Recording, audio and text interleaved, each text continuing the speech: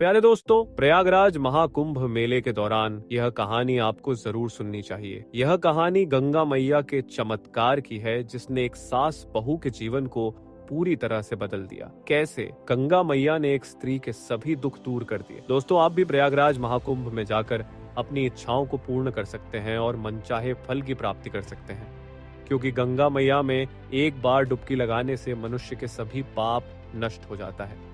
इसलिए हमारे प्यारे दोस्तों, कहानी को प्रारंभ करने से पहले हम आपसे निवेदन करते हैं कि आप इस वीडियो को लाइक कर दीजिए और कमेंट में हर हर महादेव लिख दीजिए। प्यारे दोस्तों, महाकुंभ मेला भारत का एक महान धार्मिक और सांस्कृतिक उत्सव है, जो हर 12 वर्षों में 4 स्थानों हरिद्वार, प्रयागराज, उज्जैन और नासिक में आयोजित किया जाता है। इसे दुनिया का सबसे बड़ा संगम माना जाता है, जहां करोड़ों श्रद्धा गंगा घाट पर स्नान करने के लिए जुटते हैं।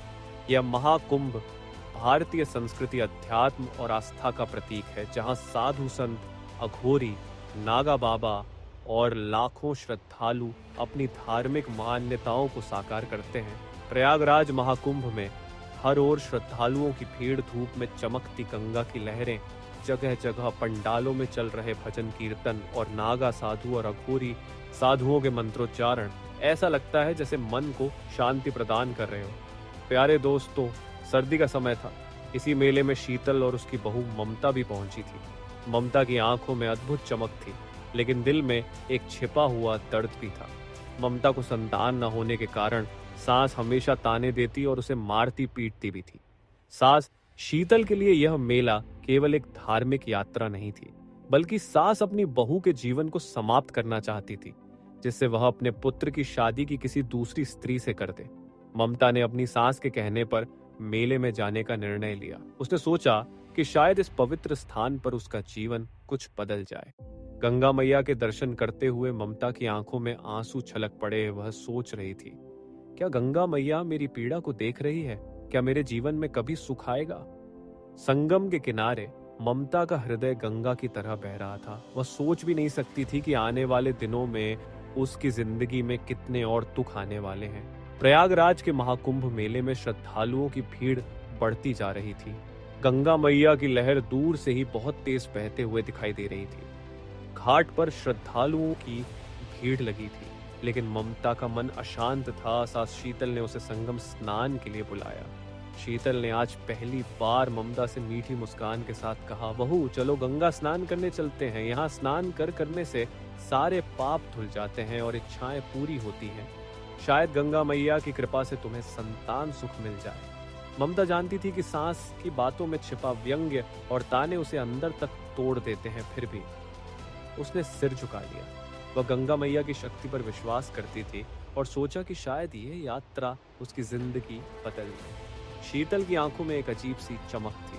वह सोच रही थी कि अब इस बहू से छुटकारा पाने का समय आ गया है। वह ममता को संगम के किनारे ले गई, जहां गंगा मैया बहुत तेज बह रही थी। वहां खड़े होकर शीतल ने मीठे स्वर में कहा, बहू गंगा में स्नान करने से तुम्हें पुत्र की प्राप्ति होगी।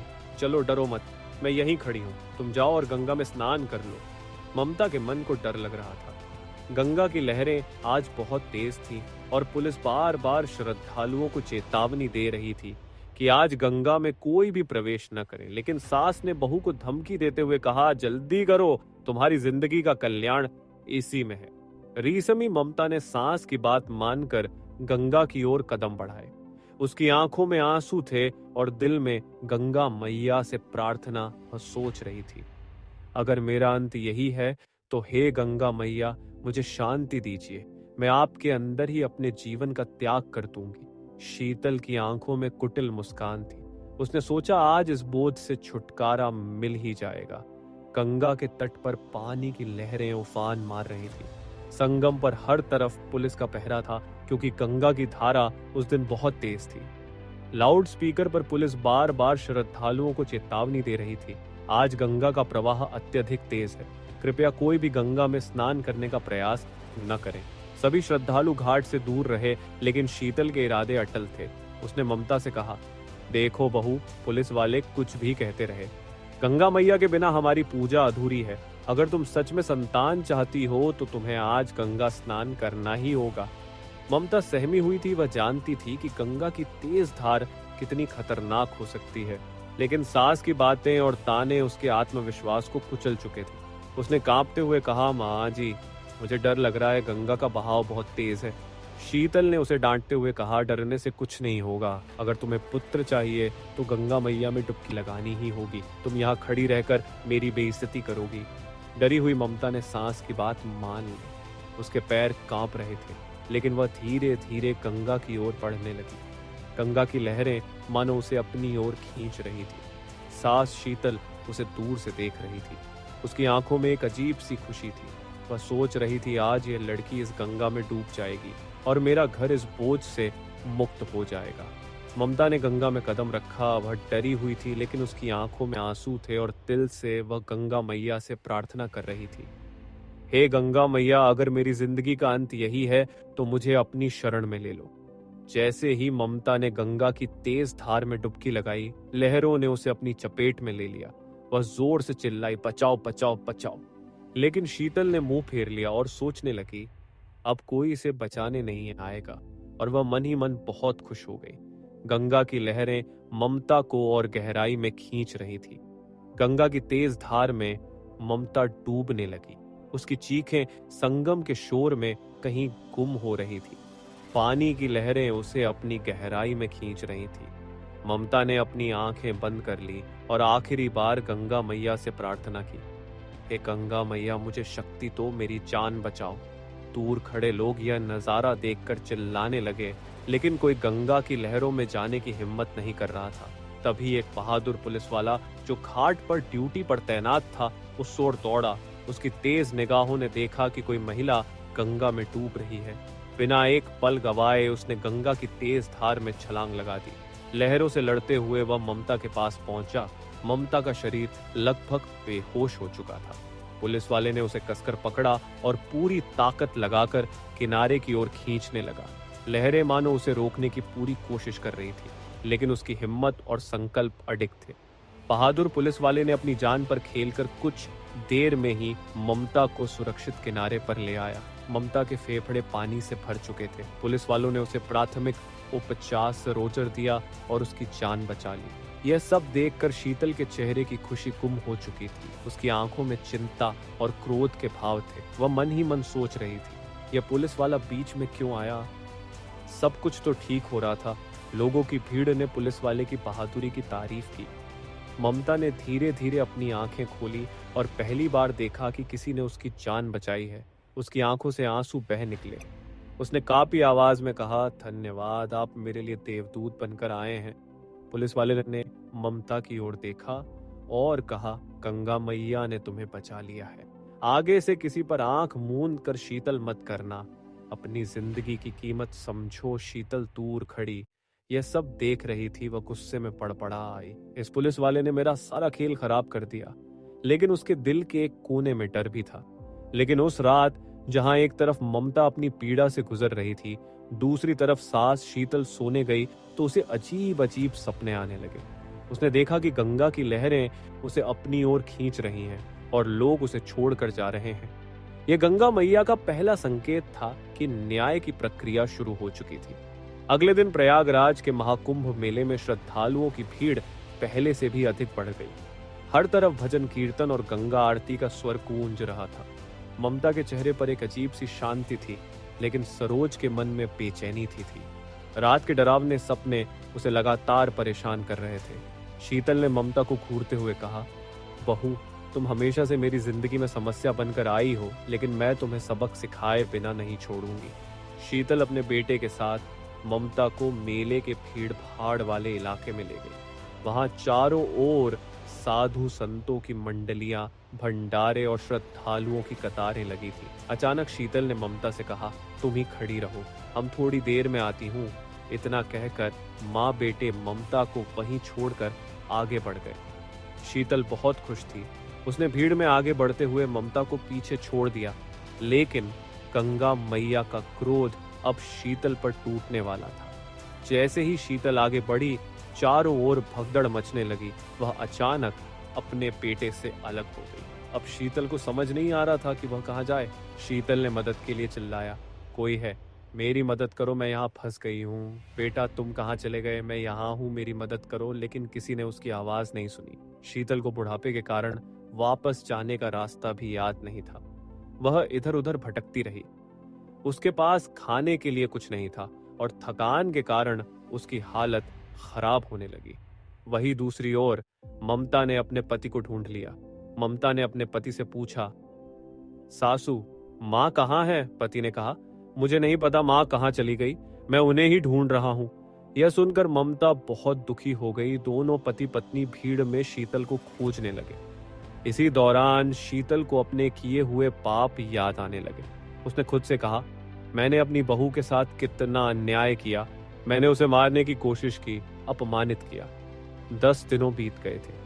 शीतल का शरीर अब कमजोर हो गया था और वह बिल्कुल भिखारी जय दिखने लगी थी। उसे अब ममता की अच्छाई याद आने लगी। उसने सोचा, मेरी बहू ने कभी मेरे खिलाफ कुछ नहीं कहा, फिर भी मैंने उसके साथ इतना बुरा किया। 10वें दिन जब शीतल की हालत बेहद खराब हो चुकी थी, तभी ममता ने एक मंदिर के बाहर भीख मांगते हुए अपनी सांस को दिखा। ममता अपनी सांस की ऐसी हालत देखकर बहुत दुखी हुई। ममता ने शीतल को सहानुभूति देते हुए कहा, माँ जी आप यहाँ कैसे आ गई? हम आपको 10 दिनों से ढूंढ रहे थे। चलिए मैं आपको घर ले चलती हूँ। शीतल की आंखों में आंसू आ गए। उसने कांपती आवाज में कहा, बहू मैं तुमसे माफी मांगती हूँ। मैंने तुम्हारे साथ बहुत अन्याय किया, मुझे माफ कर दो। ममता ने उसकी माफी स्वीकार करते हुए कहा, गंगा मैया ने हमें फिर से एक कर दिया है। अब हमें एक नई शुरुआत करनी चाहिए। शीतल ने पहली बार महसूस किया कि सच्चाई और प्रेम ही सबसे बड़ी ताकत है। उसने मन ही मन गंगा मैया से क्षमा मांगी और सोचा, अब मैं अपनी बहू के साथ न्याय करूंगी।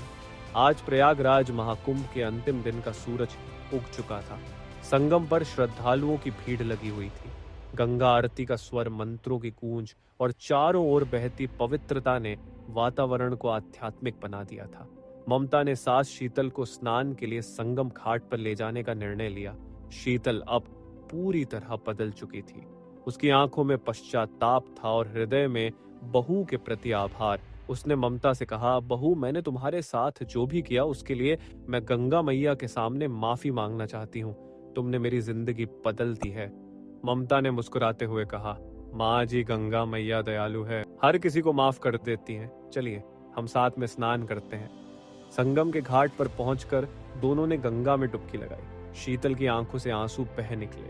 उसने गंगा मैया से प्रार्थना की, हे गंगा मैया मुझे मेरे पापों के लिए क्षमा करें। मैं अपनी बहू के साथ हमेशा न्याय करूंगी। स्नान के बाद जब वे घाट से बाहर आईं तो एक दिव्य साधु उनके सामने प्रकट हुए। उनका तेजस्वी चेहरा और गहन आंखें देखकर ममता और शीतल दोनों अचंभित रह गई। साधु ने ममता की ओर दे देखा और कहा, बेटी तुम्हारा धैर्य और गंगा मैया पर विश्वास प्रशंसा के योग्य है। तुमने हर कष्ट सहते हुए भी अपनी सास का सम्मान किया। गंगा मैया ने तुम्हारी प्रार्थना सुन ली है। मैं तुम्हें पुत्रवती होने का आशीर्वाद देता हूँ। तुम्हारा जीवन अब खुशियों से भर जाएगा। यह सुनकर ममता और शीतल की आंखें खुशी से भर आईं और उन्हें आश्चर्य हुआ, क्योंकि उन्होंने पुत्र न होने की बात को साधु को कभी बताया ही नहीं था। आखिर साधु को इस बात का कैसे पता चला? शीतल ने साधु के चरणों में गिरकर कहा, धन्यवाद महाराज, आपने मेरी बहू को आशीर्वाद दिया।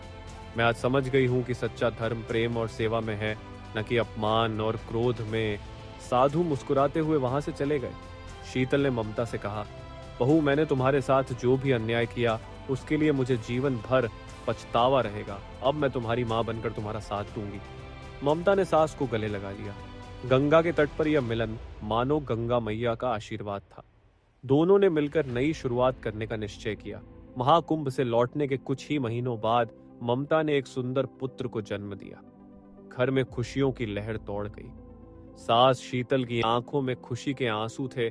उसने अपने पोते को गोद में लेते हुए ममता से कहा, बहू यह सब तुम्हारे धैर्य और गंगा मैया की का परिणाम है। मैं अपने पापों के लिए हमेशा शर्मिंदा रहूंगी। ममता ने सास के हाथ थाम हुए कहा, माँ जी गंगा मैया ने हमें यह सिखाया है कि सच्चा प्रेम और विश्वास हर मुश्किल को पार कर सकता है। अब हमें साथ मिलकर इस परिवार को खुशियों से भरना है। शीतल ने बहू को गले लगाया। उनका रिश्ता अब सास बहू से बढ़कर माँ बेटी जैसा हो गया था। प्यारे दोस्तों, यदि आपको यह कहानी अच्छी लगी हो तो कमेंट में हर हर महादेव जरूर लिखें और अपने दोस्तों को भी शेयर जरूर कर दें ताकि उनका भी ये ज्ञान मिल सके। धन्यवाद।